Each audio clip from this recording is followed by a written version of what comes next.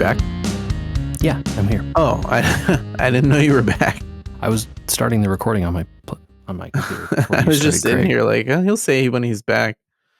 He'll say when he's back. He'll say when he's back. Will he say when he's back? I'm back right now. All right, 478 episodes of We Were Gamers. This begins the open letter to the cold that has taken out Michael. We will not negotiate with terrorists. Let our friend go. Yes. Or be consumed by Tamiflu. It was very funny, actually. Do you know who manufactures Tamiflu? Because I don't. It was in the crossword puzzle recently, and I was like, what the hell kind of question is this? Is it Kenview? I don't know. I never got it. I was like, what the hell is this? Oh. Tamiflu. I just got all the other directions in that word, and I never went back to look at what the answer was. Genentech. Sure. Believable. All right. Well, that useless piece of information will definitely be gone by the end of the episode. So let's talk about things that aren't useless and frivolous and extremely expensive, JJ. Yeah. We both had an excellent experience this past week that we have to discuss on this podcast because important financial decisions were made. The way you phrase it makes it sound like we did something so good. I mean, we bought and did not scalp the Lego Enterprise. I feel like in this day and age, that's a moral victory. I guess, dude. Are people scalping them crazy all the time? They must be. I'm sure. While we discuss the process, actually the waiting room process, I'll look up eBay and see what's going on. So this was one of those they're releasing it on Black Friday. Oh God, it's going to be a cluster things, right? Mm-hmm. Double, especially because they mentioned that they were adding a while supplies last kind of bonus gift for free, which I believe must have sold out because I don't see it on their website anymore. I don't either. So yeah, it was a real interesting process, and I had never done a Black Friday purchase from Lego before. I mean, I've bought from them on their sales or whatever, but during the weekends. Yeah, I don't know that they'd ever done a drop like this that I was aware of. The only drop that I remember them doing was for a specific NASA probe thing for the Lego Insiders group. Mm. And you had to be online exactly at a certain time in order to get it. And I did not get it. And those are selling for hundreds of dollars now because you could only get it as an insider with the points. You had to buy it with points. Oh, I had the points. I actually could have purchased it with my points and wanted to and did the whole thing. And but their thing crashed or whatever and it was gone. Oh, yeah. It was impossible to get. They did 2 runs of them, actually. I wish I remembered. It was the ESA, the European Space Agency. It had a probe, and this came out exactly around the time that they were doing the Lego shuttle. So you could put it inside the shuttle instead of I think it was the Hubble that was inside of it. Yeah. It was one of those space telescopes, I think. Mm-hmm. And so that's the only drop I remember of here's a thing that you need to be online exactly at this time to get. And they did that twice and I failed both times. The thing I'm way more familiar with from them is they put a thing up for pre-order. Yeah. And then they it ships. Used to do that a lot. Eventually. Mm-hmm. And they took some serious liberties with eventually in some of those cases. I feel like back when, what's the last one I can remember this happening with? The Millennium Falcon wasn't that bad. It was a few months later. But some of the other ones, I have memories of times where it was oh yeah, it's pre-order and then it ships and it was 6 months. Yeah. This was a unique release. And so we ended up with a waiting room, kind of like a Comic-Con situation. Yeah, very unusual. And like to be clear, it wasn't just like, oh, this one page or they have a specific waiting room if you want to buy this thing or whatever. The They whole gated Lego.com, which is wild. Yeah, that is wild. Yeah. Yeah, those ESA probes are going for $80 now for something that was free, basically, because Yeah, you had free if like you had already bought other stuff. Yeah. mhm. Dang crazy. I'm sure you could get the instructions to make it separately. Um, Yeah, I don't undoubtedly. I don't think I can. Maybe I could pay for this used one for $7.99. That would be fine. But I was shocked at how smooth the process was. I guess perhaps because of this waiting room style thing. I guess my only feedback to them would be more Comic-Con style, like, hey, here's a general bar graph that Tell me vaguely where I tells you. am. Yeah. Yeah, because you got in quick, and I was sitting around waiting, thinking, "Well, there it goes." Yeah. And so the thing I knew was like, I was on the website already logged in, like cookies, all that stuff, all good to go before the time, right? Same. And then I waited until 0000 on the clock exactly, Yep. right? Time Mhm. dot is, and hit refresh. Yep. And then I was just immediately in there. Yeah. I hit it a little bit early, I think, and it had already hit the waiting room. So I don't know if I get Mm, punished for doing it early or what happened, but I don't know. I did the same thing. I had everything logged in like half an hour beforehand. Right. And so, like, But, I had it actually all worked logged out. into their website previously in the night, and I had Yeah. seen that waiting room, and you guys were all like, "What do you mean? There's no waiting room?" And I was like, I didn't see my it, yeah. phone." I did the same thing, and I didn't see it. It's strange. And then it was very brief. It was only on there for like 45 seconds or something, and then this one, then I waited in that waiting room for like 2-3 minutes or something, I think. Mhm. Mhm. After which point, then I just clicked add to cart for a bunch of things and checked out. Oh, so we're now proud owners, both of us, of the way too expensive Lego Enterprise, but mitigated by the fact that we received, like, 17 gifts with purchase. It was kind of a silly number, right? Obviously, the one we both wanted was the like shuttle pod, right? Yeah, shuttle pod with, what's her name? Ro Laren. Laren, yeah. Um, but it also came with like a castle set and like a holiday theme set, and I forget I what else. find It was I a find it silly amount of very, stuff. very funny that the Laren has to stand off to the side of, like, everybody that would be on the Enterprise, minifig display. Like, she doesn't have a spot to stand on the minifig display. She would tell you this is just anti whatever Uh-huh. discrimination, right? Yeah, What was her? she's Bajoran, right? Yeah, Isn't she? yeah. Yeah. It's tough being the first one through the door, Ro. Especially when they hadn't like figured out your whole like world's deal yet.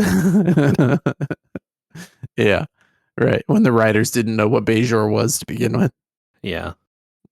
That's very You know, funny. but overall, like for the first time in a long time, this was a positive Black Friday experience, which I think And a is like positive waiting room experience. a hard thing to say. Yeah. Yeah. Uh, how are you going to display your Enterprise, JJ? It's a great question, Andy, and I'm still working it out. I think based on the measurements and the size and everything, I think I'm going to have to get a table for Mhm. this room that is like a little bigger and it sits next to my desk. I think that's going to be the only way this is going to work. Did you do a size comparison with the Millennium Falcon? Because this is way less pieces, but it looks like it's the same size because of the gigantic plates. So, I have the Falcon here. I measured it. This is the Falcon is like a flat disc with Right. legs, right? Mhm. Mhm. So this is taller than Right. the Falcon because Mhm. of the like 2 level kind of thing that's going on here. The Falcon has a bunch of interior stuff too, which is the thing that makes it so many pieces, right? There's like Oh, right. the whole inside of the Falcon is in there. Yeah, it's a display. Yeah. Uh, Like the rooms and stuff are built inside it, but you can't see them because it's just a I big. I think I'm mostly concerned with the length situation. What are we looking at in terms of comparative length between the two? So Front to they back. they listed it on the website as uh 20, like 20 something inches, Mm-hmm. and the Falcon is a little bit longer. What are we Not talking? 26, 22? I would have to go grab my tape measure and measure it really fast. It's right here though. I could do it. One sec. Vamp. Playing Star Trek waiting music. It's too bad they don't have turbo lift music in that uh, show. Like, really, they have missed an opportunity there, especially like on DS9, the station. That's especially where you would want to Oh, have dude, that type of thing. DS9 should have like sick music, right? Like, Oh man, you heard all that. I was gonna let you hear it in the podcast. oh no, dude, I have my headphones on. It's right here. It's literally right next to me. The Falcon is like 32 inches front to Oh, so back like a good ish, like plus or minus a little bit 10 there. inches longer. Wow. Yeah. Oh man, I don't know if my idea would work. I was thinking of mounting them both vertically on a wall, So but this would be smaller. if you have the Falcon already built, it is Mm-hmm. big and heavy. Yeah. You can mount it on a wall, I'm sure. Yeah. I don't know how you would support it without like a full on shelf and stuff underneath it. Right. I'm sure someone's made Versus, them. you're probably 100% correct. Versus this thing, it does not look like it is necessarily that heavy. And it is, so I guess I don't know which dimension they're calling which here. I'm on the Lego website. 11 Mm-hmm. inches height, Okay. 19 inches wide, Okay. 24 inches deep. Deep is definitely front to back. Yeah. So this is smaller, significantly. 4 inches or 8 inches instead of like 12. Across a door, it might look okay. We'll see. Yeah. We'll see. I love the extensive amount of custom pieces printed for this. And the Falcon is also like side to side, I guess, wider Wider. than Yeah. this thing. So overall, I mean, it's just a bigger thing. The only thing is the Falcon will be shorter. If you have it sitting flat on a table, this would stand up above the top of the Falcon. Gotcha. So, okay, there we go. Yeah, there's a ton of stuff that's, they talked about the deflector dish, but I mean, there's a fair amount of other pieces that, if they're not new, they had to at least print new screen printing or whatever on them to make Well, them. they definitely created a special piece just for Worf's head. Right. Yeah. I mean, a lot of great minifig pieces for sure. And the nacelles look like at least some pieces on there were custom printed. Probably, like red end caps or red pipes or things like that. Yeah, the front ends of the nacelles just in general look like they're all custom printed on there. Maybe not. Maybe. Yeah, you never know, man. They've made a bunch of weird, like, outlandish fairy tale sets before. It's totally possible they had like red machines or red dragons or red something before, So I sent you a picture of it, but I've never looked at a Lego set before and thought it should come with an option for Lego designed lighting. And this one definitely is one of those ones I'm like, whoa, wait a minute. If this lit up, they would really change the game. Yeah, so you sent me Obviously, you this. can order them custom for a lot of Lego sets, and I've never really been enthralled by that idea before. It seems like a lot of busy work for not much gain. Yeah, totally. I think that this is this and like I'm sure the Millennium Falcon actually probably would look pretty cool with it too. Mm-hmm. The only problem being the way I have it oriented, I wouldn't be able to see the engines. Fair enough. They're facing away from me, so They light up the wall. Cool. But I think it's the lighting kit that you sent me a link to is very tempting. It looks pretty good.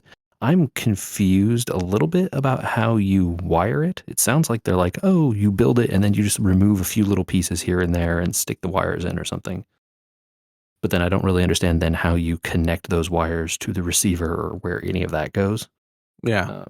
But, questions for another day, I suppose. I am very tempted because with the lighting on my bookshelves now, like, you know, where my models are, like, it would be cool to have like that, you know, in the room also lit up. And then you could turn the overhead light off and just have those lighting up the room.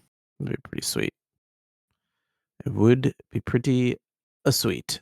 Uh, well, if we're already talking about kind of fantasy genre stuff a little bit, you mentioned that, and also maybe a little bit of the hero's journey. Maybe we should talk about more positive experiences, JJ.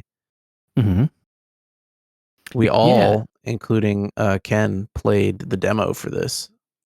Yeah. But how did it go? You've played the full release now. Are they done? Done? They said they were Yeah. going to be It's all done out. sometime All in of them are out. December. Okay. No, they All were right. done like in early November or something. Oh, okay. Got it. They're Got all it. out. All right. No excuses. Dispatch. Play Dispatch, people. That's all I got to tell you. You The don't have to demo listen to was great. You don't have to listen to anything else. Go play the game. Oh, well, episode over. That was fun. Kind of. So, you know, so obviously, I think the demo is just episode 1 Mm-hmm. of the game. Oh, really? I That was pretty think. short. I mean, it's about an hour, I think, and I think each of the episodes are hour-ish. Oh, okay. And how many are there? 8. It is That's about the amount of time I want to play this type of game. It is effectively a very short season of TV with a game in the middle. Okay. The game being the management sim. Yeah. And it works great actually because and I don't know how much of it you saw in the demo. You know, Mm-hmm. you have your heroes, you can move them around, you know, you can assign them to calls or whatever. Maybe the demo wasn't quite the first episode. I don't know. But you know, the heroes banter back and forth with each other. Mm-hmm. But the story in this is kind of you are a former hero who gets assigned to a desk job for story reasons, and you're sort of put in charge of the team of like lovable villain losers. Yeah. That they're rehabilitating or whatever, or they're paying off their debts. I can't remember which Yeah, version of it was. they say kind of rehabilitating, but you know it's not really clear. Like, it was the option this or jail. Like they don't really get into it how they got here. Yeah, fair enough. But it's a job, you know, and they treat it like a job. You know, there's like HR, and you're at a Mm-hmm. desk, and they talk about overtime and clocking in and out, and you know, but it's very fun. And the heroes, as they go on calls and then they succeed or fail, they kind of level up. They have stats, kind of arrayed in this. I don't know what you call that kind of diagram, but like I don't know. You see these in RPGs sometimes, you know, where it's like like a pointed figure, and each of Mm. the points on the outside represents some statistic, and then the like It's shape of the it's graph in the middle. like a pentagon, right? The shape is of a pentagon, and you end up graphing outwards from there. You draw a map based on like, oh, you're at 5 in this one, so you put a dot at 5 on that level. And then you Right. connect it to the next one, and you're at 3, and so then you draw a line from the 5 on the one to the 3 You on the end up other. with like a triangle-ish shape inside the Yeah, so there's more than pentagon. 5 statistics here, but the idea is totally the same. Mm-hmm. And you know, then it's like, oh, well, this hero, like, you know, is predisposed to being a big, strong, tough guy, so I'm going to level up his combat and his vigor or whatever. And maybe he's not the smartest, so I'm not going to put points in intelligence. Or you can, and you can try and round him out, you know, and then have a bunch of sort of circularly kind of shaped graphs that aren't particularly good at any one thing. Mm-hmm. But you have the options, so it's cool. There's a couple of, you know, these kind of choose your own adventure, so and so will remember this kind of stuff. Oh boy! All right. I mean, the whole game is the so and so will remember this stuff, right? Like, that is the game.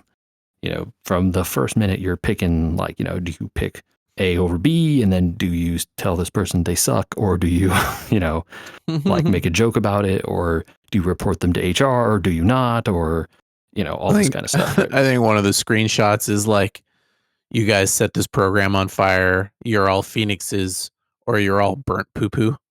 Like, you can kinda treat people however you want in the Y- game. Yeah. And, it has consequences, but at the end of the day, just like all of these sort of choices matter games, the kind of story is going to go where the story is going to go. That's not like, Yeah, it there's just definitely some changes stuff. who's there and doing what. Potentially, yeah. So there's definitely a point in the story where you have to kick someone off the team. That Mhm. definitely changes who is around for the rest of the game. It's not a Right. joke. That person will not be present. So Wow. they're out of the story. I like it. I mean, most games don't have the wherewithal to commit to that type of thing anymore. I mean, at least to be clear, I'm not at the end. Maybe they show back up at the end for some kind of reunion or whatever. I don't know. But from where I am, they are gone. So, Yeah. Steam uh, Awards? what about them? Should it be nominated for Steam Awards? Yeah, it's definitely one of those like story rich kind of games. Mhm. I think it's not going to crack any of them for me, only because I really liked Expedition 33. But like, this totally is a great. Like if I had a Steam Deck, I'd be voting for that, right? Oh, I was gonna ask about I mean, it looks like a game that could be good on the Steam Deck, but I did it with a mouse and keyboard the first time and thought, "Oh, the management part of this is a little bit it's not frenetic, but it is quickly paced." I have been playing on the PC with a controller. It works just fine. Okay, Um, great. I will say you are right, though. It can get a little hectic if you're trying really to push the edge of the waiting times or whatever. Mm. And, it doesn't make you move a pointer around the field. But sometimes you'll be like, I want to press up and select that thing, but it moves me to the left instead of up or whatever. And you Uh-oh. have to like make two movements in order to get there when you didn't expect it. So I have missed a call or, unfailed a thing because I wasn't able to select the thing in time. But there's not really any consequence for that. I mean, you'd rather do good than bad, but it's not like game over, right? I haven't seen anything that gives you a game over. Oh, okay. And in fact, I failed at what felt like a relatively critical section of the plot. I have failed a thing that you were supposed to do. Like they have a lot of those like cinematic, like click here, do these things while the action is happening on the screen or whatever. Mhm. I just straight up wasn't paying attention. I just did not press the button, and it was like, oh, okay, like, and no big deal. Like the action continues. You know, Yeah, um, I think when we were playing the demo, I forgot to return people. I didn't know you had to, like, return people to base or they would just sit there, mhm, and they couldn't go back on missions until you to return them to base. yeah, uh, totally one of those like the ins and outs of that strategy layer are actually like pretty interesting. Like as the missions go on, you find out like certain heroes have benefits working with certain other ones. So it'll be like, oh, I really want to send so and so with this other guy because together they get bonuses. Or this hero's power only triggers when you send heroes in a injured state or whatever, and then you can get bonuses that way. Um, so that's been fun, like figuring out who the heroes pair up with and what their little powers do and how to utilize them effectively. Mhm. It gives you more stuff going on, and like the stuff gets much more hectic as the missions go on, right? Like stuff is happening in the city, it's getting more chaotic, and so you're having to like really Ooh, what could be behind it? plot. Yep. But yeah, and the story is definitely hitting like good parts now for sure. Like big stuff is happening. So I'm Mhm. very curious to see where the finale goes. Awesome. Yeah, Um, again, like it is like what it feel the animation is like super high quality. It really feels like episodes of like a lost TV show that they never finished and they mhm. got like 6 episodes in and then they like cut it up and stuck a game in the middle. Yeah. um it's like the animation is like really good quality. It feels like watching Invincible at times, like better in some cases. Wow, high Like praise. it's really nice. And obviously It's not streaming, so the video is probably higher quality than I'm used to a lot of the streaming stuff. Right. But it looks good, dude, and the characters are fun. The fact that they're all villains kind of makes it a little more, or they call them villains. They're bad guys. Makes the characters like a little bit more personality, right? Mm-hmm. And it's cool, man. Like I kind of love these guys. I got my faves. I pick certain ones over other ones because I like them more. Like, it's not about your stats; it's about your heart. Yeah, and there's a little bit of that too. Like, there's some later game developments where you're like, oh, I have to like try and let them do this, even though it's like the two, one of those like pick one side or the other side choice kind of things. And it's like, but they really want it. I should let them try, even though probably the better idea is the other thing. Right. Pretty It's cool. great. High praise. I fully recommend it. I have continued playing Arc Raiders on my end. You're deep in now, huh? I'm very deep in. I understand why you were fascinated that I chose a live service game. JJ, it's in a weird way. They took WoW and skinned it over Tarkov. They made a very accessible version of that game and gave it to the masses with, the same exact loot system as like a World of Warcraft style game, like an MMO style game. And they have a community in it that's a lot more MMO styled than it is whatever Tarkov is. Interesting. Because I think, Tarkov is very PvP focused at some point, right? Mm-hmm. I did have the experience this week where I think it's headed, and when I may stop playing it as much, is that a lot of the casual people are eventually going to fall off this game. And the people that are left are going to be very PvP focused, I believe, because the streamer market is very PvP focused and people follow what the streamers are doing, right? So I started to notice a little bit more that the friendly interactions have not been as common. A lot earlier in the game, it was like you'd go in solo and just be talking with people for a long time in your area while you were all looting up and hanging out and fighting arc and doing stuff. And now it's kind of like, I'm going to go my way. You go your way. We're not going to say what we've been looting because we might kill each other. Or people just shoot and don't even care anymore. I don't find it as a net negative. I mean, it is a PvP game, PvPvE game. Right. But it is like situations now that I didn't really want to fight before, and I would take the death if people were like, I'm going to just kill this person. I'd be like, whatever, I don't really care. And I'm starting to get to the point in the game where I'm like, I'm looting pretty good stuff. I should probably just start killing people before they kill me.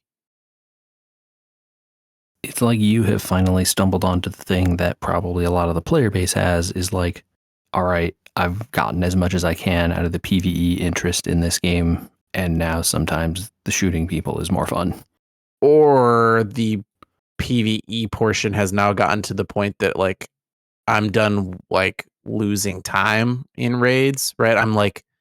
I'm raiding for very specific items, and if I lose the 25 minutes it takes to get those items in this raid, it's kind of annoying. Also, they've added a new mechanic to the game called trials, which is like weekly challenges with a leaderboard, and you have to do them during higher map conditions in order to get a lot of points.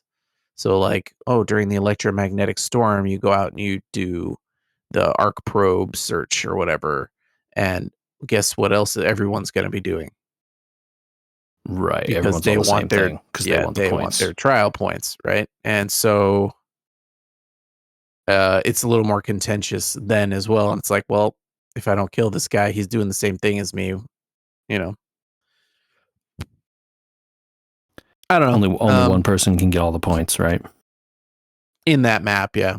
It's everything's kind of instanced, right? Sure. Per 30-minute raid. So if you spawn in late, it's all gone already anyway. or you got to kill the people that are already there, which is another thing that happens. Is like once you get 15 minutes in, the people that have spawned in don't have any loot. They're just looking to kill somebody and get their loot at this point, or they're gonna just extract. But it's starting to get to that point of like I'm running into higher tier players or whatever, and they'll go to the extract and try and kill you there, and you just sort of have to start to expect it and decide whether that's for you or not. And um, you know, it's kind of still for me so far. And I'm playing it with two other people a lot of the time, and so that alleviates a lot of the problem. It's like if you're Yeah. playing in a squad, you're just gonna fight. There's never gonna be a discussion with anybody. Right, because as a group of people, you can get everything you need, and taking people out is more efficient and safer, right? It way, way, way safer to just assume we're all gonna fight in squads. Solos, I'd still say 60%, 70% of the time, I don't worry about a player killing me. If they come up on you and you see them and they haven't shot you by then, they're not gonna shoot you. And if you don't shoot them, you're probably fine. It's when you hear somebody and you don't see them, and then you still don't see them, that you got to start getting on guard, right? Or if you get shot at, you need to just Sure. find a way to Yeah. engage in the fight. If they're shooting, it's already too late to talk, right? You're not going to Yeah. talk them back after they already pulled the trigger. I have tried the last couple raids. It's a very fun version of the proc system. Like it's available only if you want it. It's not always on. A lot of people try to talk in streaming. They talk all the time. In reality, talking tends to not do much of anything. Like one guy shot me while he was trying to extract. I was like, dude, I'm just trying to like go with you. I'm not trying to do anything. So I backed off of him. It's like, okay, your extract's up. I'll stay back here. I won't come over there. And it's like, oh, now he's coming back. Why are you coming back? Like we had this long discussion. He got the blood in him. He wants to shoot you. Yeah. And it was like, what was the point of talking? I could have just stemmed up and killed this guy, and trying to talk to him accidentally killed me because I wasn't prepared to fight. I was trying to talk my way out of it. And it's like, this is stupid. I should have just fought and killed him. So I think that's what's going to happen to a lot of people in this game as it goes on, is that in 6 months, it's just going to be fighting and there's not going to be much more talking. I think the novelty of the community of talking and hanging out and trying to find things will die. But there is an update coming in December where they will do the Tarkov thing and they were going to wipe the game. Whoa. It's a voluntary system, though. Why? What? Yeah. It's a voluntary wipe. So there's a chance that every 2 months this type of stuff calms down and people go back to being like low tier and cooperating and not trying to kill each other again. There's a bonus system where if you choose to participate in the wipe, you have to like provide a bunch of gear. So it gives you an extra mission to do, which is kind of cool. It's like, oh, I got to collect 5 of these and 50 of those, and so it gives you something to do in the game. And then every 60 days you can choose to do this, and then afterwards it'll give you bonuses to your next character. So kind of like prestiging or whatever, so that you can then exactly like prestiging. Yes. Interesting. But then you're back on the same treadmill, but you can just level a little faster or some sort of benefit. You level faster. You get more stash space. You get more. You'll get more skill points at the end of leveling. You'll have, what is that, 7 instead of 74. That kind of things. So, yeah. I guess I see the benefit and why you would do it, right? If you're there for the long haul and you want to grind all the way back up to maximum power or whatever. Yeah. I'm not engaged enough. Doesn't sound appealing to me. Yeah. So a lot of casuals are saying it's not appealing to them either, and I get it. I'm engaged enough with the game right now that I actually could accomplish all the things it's wanting me to accomplish and do it, but I'm not engaged enough in the rest of the game to feel like I'd be losing something by resetting. Like I haven't farmed all the legendary guns. I haven't farmed all the the blueprints to make everything. So like I wouldn't be actually losing that much stuff, and I'd probably be gaining. And then I want to do it to see if it feels like too treadmill-y and whether that's the end of the game for me. Because I think the question is, like, are you going to still be engaged in leveling up when the leveling is the thing you already done? Like you already know what you're going to get now. Yeah, hopefully the increased XP is actually noticeable. I worry it's going to be like 2% or something. Yeah, we'll see. We'll see. We will see. It has eaten into my Magic the Gathering time. I have not limited played this set that has come out. We haven't talked much about Avatar, JJ. Yeah. Have you been playing the current meta? No. Oh, what are you? I You just playing I historic? yeah, I've been playing some historic, some timeless, a little bit of.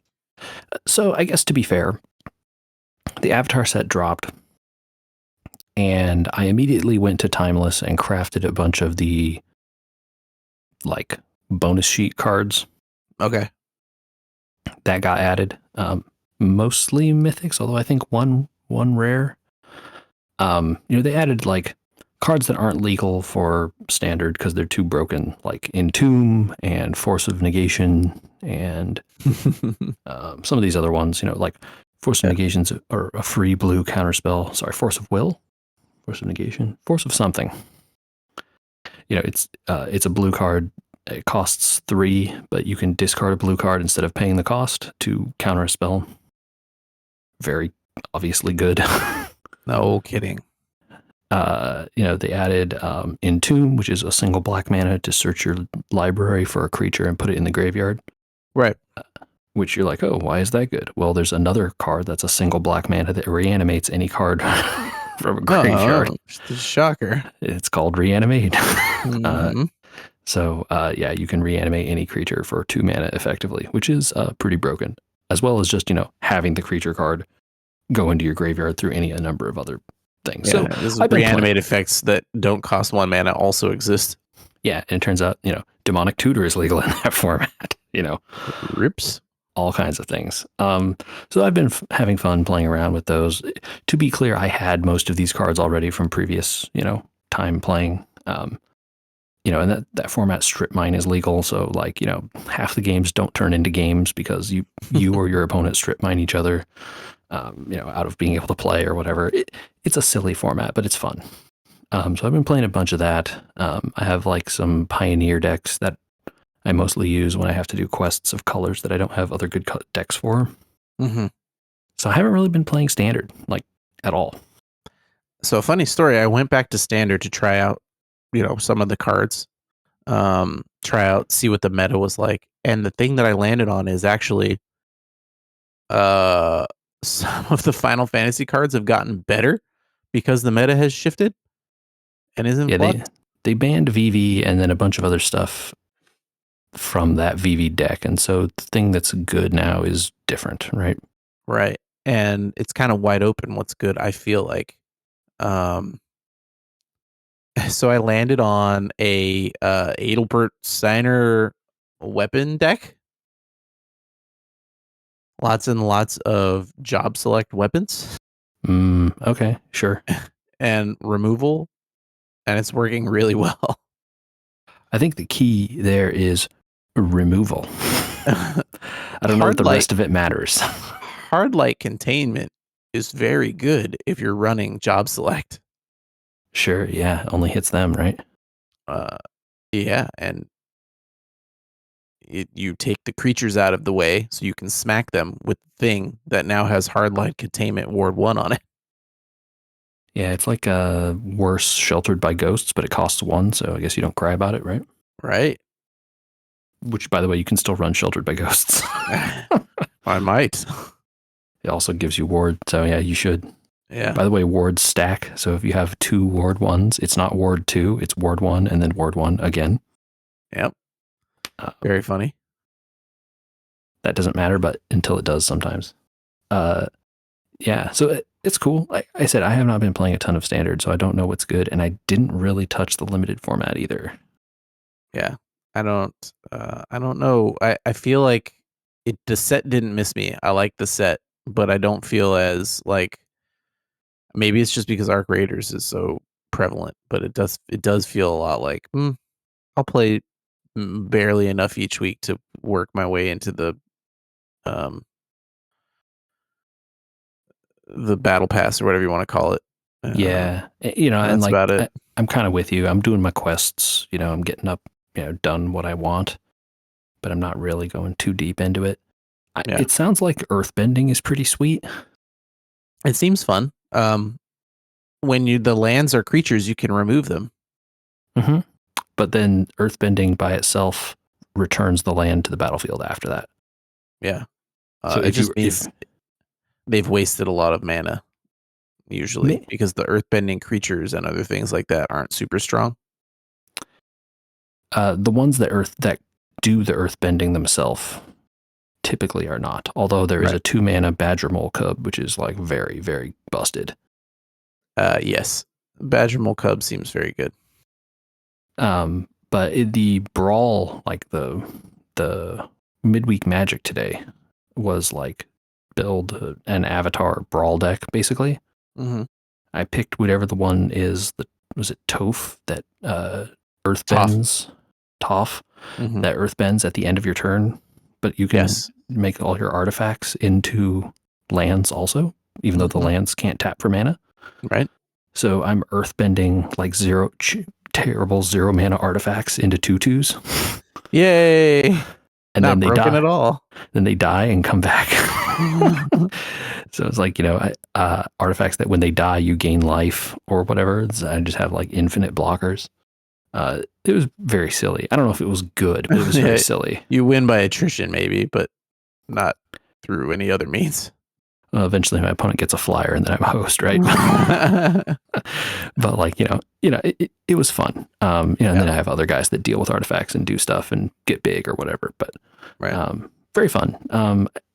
It's cool. I think the abilities are cool, but yeah, like I said, I haven't built a ton of stuff around them just yet. So We'll see.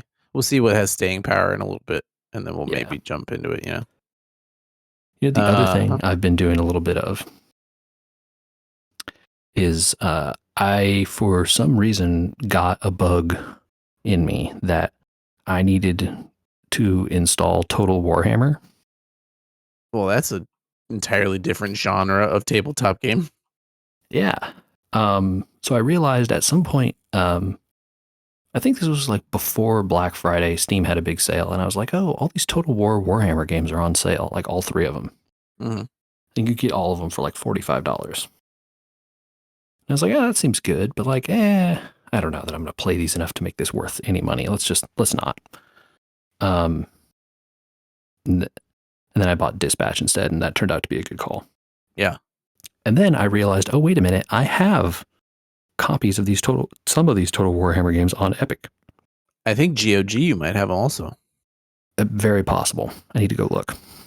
So I installed the Epic Store and downloaded Total War Warhammer 1, and I played it a little bit. Mm-hmm. That's the Bretonia one? It's the old world. Oh, okay. So, it's the, Altdorf and summoning the Elector counts, vampire counts. Right. Bretonia Okay. is there. It was a DLC faction, I think. Yeah. Greenskins, wood elves, dwarves, lots of dwarves. Many dwarves. But yeah, that stuff. Very interesting game. It's fun. I'm not good at it because I don't know what the hell I'm doing. But I'm Carl Franz. I'm summoning the Elector counts. I'm trying to extinguish what's his face von Karstein and take over the map a little bit. And supposedly Chaos shows up at some point in this game, and I haven't seen him yet. Yeah, I don't think you'll see them for a while, but if my memory serves. But yeah, it's a good series. I think the gameplay got a little better as they get older, but I mean it's still Total War. Yeah. It did translate well for us that played tabletop Warhammer, but Yeah, I You think a know, lot of it is here. It definitely feels like, oh, the cavalry are good against the non-cavalry guys, but don't let them run into pikemen and, all that kind of stuff, right? yeah, it's skinned for the flavor, but it's not super much deeper than that. Don't fly your bats into the archers. That's not a great call. Yeah. Well, we made some errors, JJ. Yeah. I can't say that I'm cut because the season is over in the Guillotine League, but Mm. we did not finish second to last. We finally Second. finished. We finally finished second, but not second to last. Yeah. Yeah. Oh man, what a stinker! Every player we had threw up a stinker, except for a few. I mean, I think we got a good game out of the Christian McCaffrey still, but that was about it. That's too bad, man. It was a bummer to not end it close. His team also had a runaway week. I think he finished well over 200 points, Yeah, that's tough, dude. 200 is rough anytime. and we finished in the 130s, which is standard roughly for most of the season until we got really, really good players. But um, can't win the championship like that, and that's okay. That's okay. But back to the regular leagues for us. Yeah, Back where the plebes are playing. my regular league got spicy at the end here. So I've locked in a playoff spot, so I'm in. Mm-hmm. I am currently second, Okay. but I am tied in wins and losses with the person in first, and one away from the person in second and third. And I'm playing one of the people that's on the bubble this week.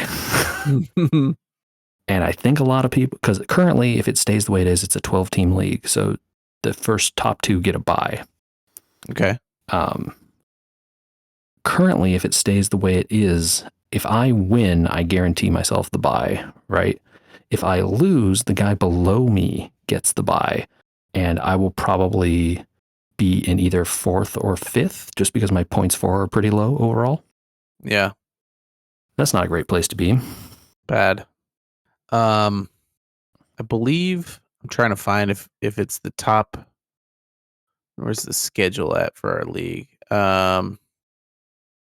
League schedule. Where am I going to see the playoff bracket? There should be a thing that just says playoffs. The playoffs start next week in my league. So ours start the week after that. Do you play week 18? Buddy, it's one of the many things I don't like about playing in this league. Get out of this league, dude. What the hell are they doing? Change the rules. This is horrible. I am the guy on the last 2 weeks of this league. While I was deadly focused on trying to win the championship in the guillotine, I didn't really not pay attention, but I didn't really have much I could do better. You know what I mean? Like there was nothing I could change. This is the team I auto drafted, and there's been nothing I could change for weeks now to solve the problems that are happening on this roster. Bucky Irving being out for almost the entire season. He's back now. I know, but I didn't play him because it was his first week back. Nothing I could do the last 2 weeks, even playing all the right players, would have changed these losses. I have gone from second to seventh in 2 weeks. In 2 weeks. That's how close this league has been all season. Everyone is just right in there. That's wild, dude. 10-3 is the top team. 8-5, 8-5, 8-5, 8-5, 7-6, 7-6, 6-7, 6-7. That's the wins and losses. He said the thing, kids. He said the thing. Yeah, 8-9, 8-9. Yeah, that was definitely what I was referring to. That's crazy. I'm shocked that the bottom half of the league hasn't stratified. I thought ours was really good this year when there's 2 teams that are 10-3, 2 teams that are 8 and whatever that works at 8-5, I guess. Yeah. And then one team that's 7-7, and then then there's a couple of teams that are 3-8, and and then some bad ones down there. One team that's 2 or 3-10 or something that really didn't get it. But I thought that was close for our league this year. Well, this is the results of, I think, some of the rules in the league, really. Um, with the reverse waiver priority thing, like if you are doing okay, but you're not doing great, you're not getting good players because you're maybe in the top 4. So there's 8 people below you that are snagging players, right? Mm-hmm. So you just can't sometimes get the team to do any better. And not in a league like this, not drafting live really could kill your team. Really can kill your team. I mean, I would argue every year that auto draft is never worth it. But yeah, it sounds like Also, with the we reverse drafted waiver thing. Saquon Barkley. Yeah, that's just a brutal L that you can't fix, right?